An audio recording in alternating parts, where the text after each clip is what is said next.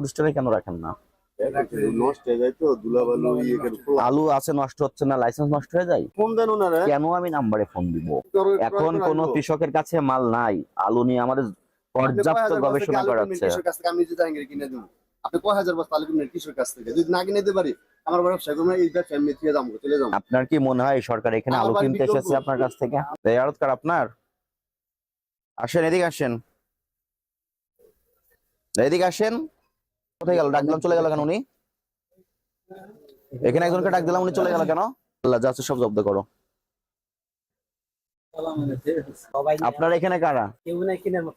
স্টুপিডের কোথাকার, অস্বাভাবিকভাবে আলুর মূল্য বৃদ্ধি করে। চলে যান, এখানে দেখলেই গ্রেফতার করে ফেলবো। এনার মূল্য তালিকা কত দেওয়া আছে?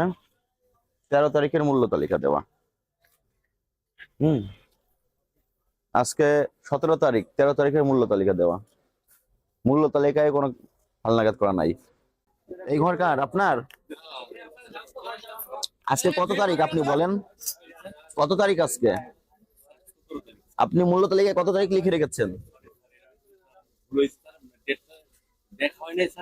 ভুল কয়দিন হয়? 13 তারিখ, 4 দিন ভুল হতে পারে আপনার। রেগুলার কোথায় করলেন আপনি? 14 তারিখ করেন নাই, 15 তারিখ করেন নাই, 16 তারিখ করেন নাই, আজকে 17 তারিখ আজকে করেন নাই। কত করে বিক্রয় করছেন? এলসি আলু আছে আপনার এখানে? ডকুমেন্ট গুলো দেখান এলসি আলুর। লিখে রেখেছেন কেন?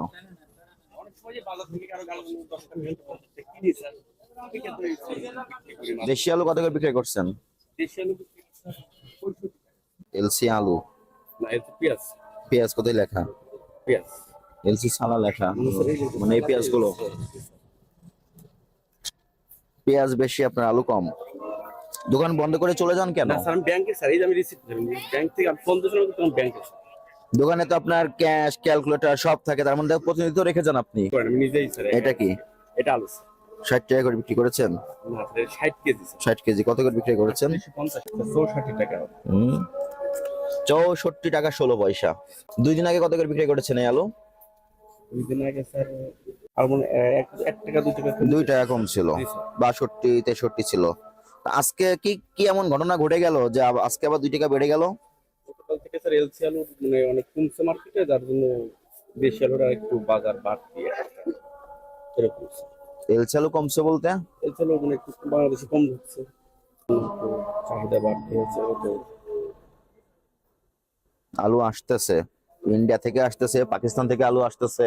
তাহলে আপনি যে আলুটা আজকে 64 করে বিক্রি করে দিলেন, 2 দিন আগে 62 করে বিক্রি করেছেন, এটা কার আলু? আপনার? আপনার না কোনো ব্যাপারীর? আপনার আলু। তাহলে আপনি কেন এই একজনের ব্যবধানে আবার 2 টাকা বাড়ালেন? আমার 1 টাকা বেশি কিনা পড়ছে, 1 টাকা লাভ করে। আপনি আজকে যে 64 টাকা করে বিক্রয় করেছেন, এই আলুটা কবে কিনেছেন? রাত্রে এসেছে? কোথা থেকে এসেছে? রংপুর। আপনি কিনেছেন? হ্যাঁ, আমি কিনে নিয়েছি। রংপুরে কোন ব্যাপারীর কাছ থেকে কিনেছেন?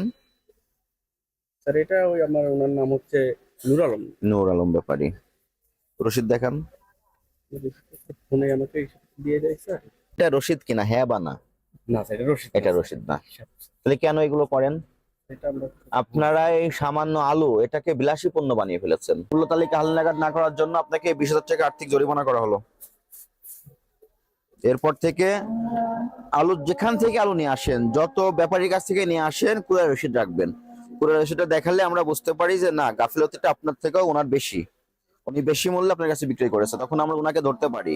কিন্তু আপনারা যদি কোনো রসিদই দেখাতে না পারেন, তখন সমস্ত দায়ভারটা আপনার উপরে চলে আসবে। বুঝতে পেরেছেন? 38 দাঁড়াই। আলুর বাজারে মনিটরিং করা হলো উত্তরা সেক্টর 10, 2টি দোকান দেখলাম। সবচেয়ে দুঃখের বিষয়, ব্যবসায়ীগুলো অনেক পুরনো ব্যবসায়ী, 4 বছর ধরে এখানে ব্যবসা করছেন। প্রত্যেকদিন দোকানটা খোলার পরে মূল্য তালিকা হালনাগাদ করতে হয়, কিন্তু একটি দোকানে 4 দিন ধরে মূল্য তালিকা হালনাগাদ করা নাই। আরেকটি আড়তে মূল্য তালিকা গতকালেরটা এখনো চালু রেখেছেন।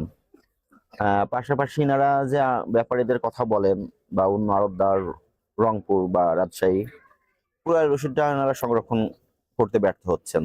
তাদেরকে বারবার বলার পরও কিছু ব্যবসায়ী পরিবর্তন হয়েছেন, তো অধিকাংশ ক্ষেত্রে আমরা দেখছি ক্রয় রসিদগুলো সংরক্ষণ করছেন না।